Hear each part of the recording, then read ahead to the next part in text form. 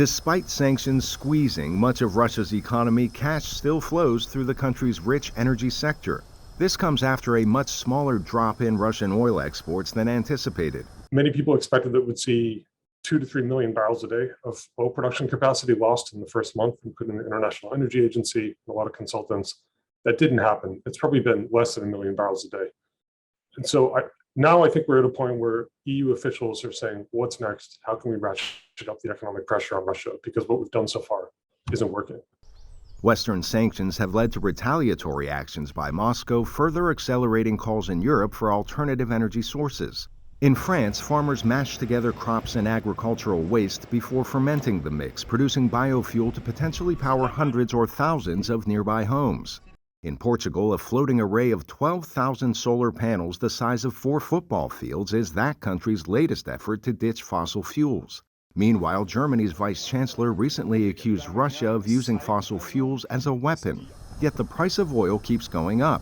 That means even by selling less oil, Russia is bringing in more money. It's a bit of a paradox. The more momentum there is to actually, take this oil offline, the bigger the price impact will be for the countries that import Russian energy.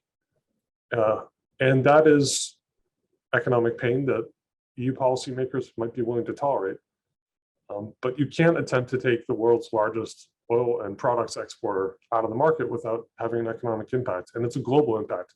Further straining global supply chains, truckers and the trucks that deliver almost everything we buy are facing spikes in the cost of diesel fuel. Yet one part of the EU's upcoming sanctions proposal says Cahill could really hurt Russia. If you cut off shipping insurance, that means that any company with a tanker can't get insurance to transport stuff from Russia. And that's a big risk. What if that tanker sinks? What if it runs aground? What if there's some sort of environmental disaster if they have no insurance? So cutting off that tanker insurance is actually kind of an overlooked part of the EU sanctions package. That could actually have a big impact.